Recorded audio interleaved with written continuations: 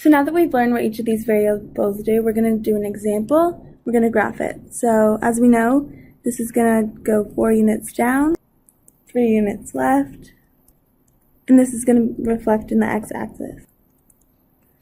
So if we draw our base function, something like this, with the vertex 0, 0, our new vertex is going to be -3, 4. So if we shift left 3 and down 4, this is our new vertex, and since the reflection in the x-axis, it's going to be upside down. So it's going to look something like that. Moving on to another question, this one looks a little different. So to identify each variable, we can compare it to the general formula. And this 4 looks like a k value, so it's going to go 4 up. There's no h. We know this because if we put x minus 0, this is x minus 0 squared, this is the same as x squared. So therefore our h must be 0. And our a is negative, which means that it's going to reflect in the x-axis. And 1/2 is going to compress it vertically. So if we start off by graphing our base function y equals x squared, since it's negative, we're just going to start with that, so we'll graph negative x squared.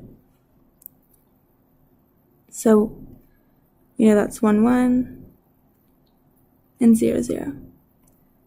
And since it's negative, it's been reflected across the x-axis. If we compress it with that a value, which is 1/2, this will reduce our y values and cut them in half. So our new point would be 1/2 and 1/2. Our new graph is going to look like this. Our last step is to move it up 4. So that's our new vertex, and these are our other points. So this is our new graph. Okay, so this question is in factored form, and some teachers might give this to you just to kind of confuse you, but there's no need to be scared. This one, we can just easily switch it into vertex form so we can graph it.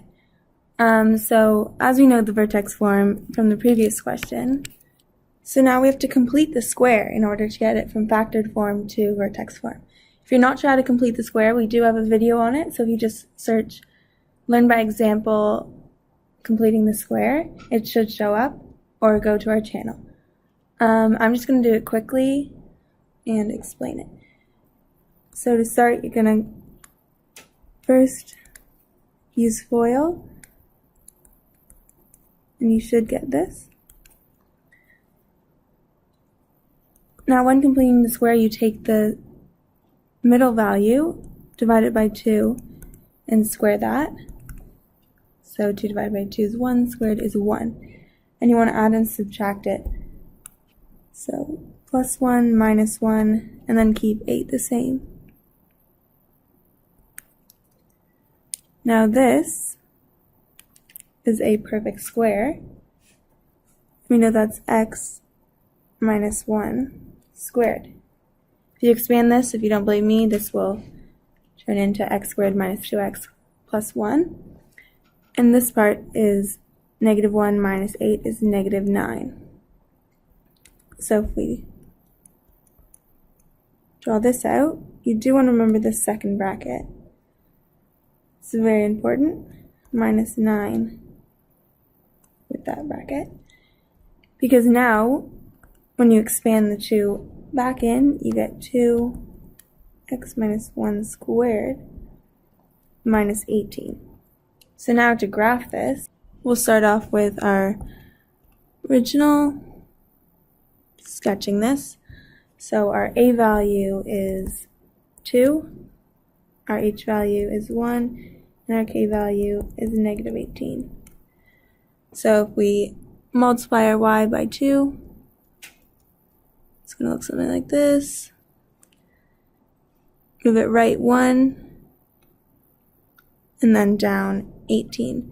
So we're just going to pretend this is 18 just for sketching purposes and move it down here So it will look something like this. And there you have f of x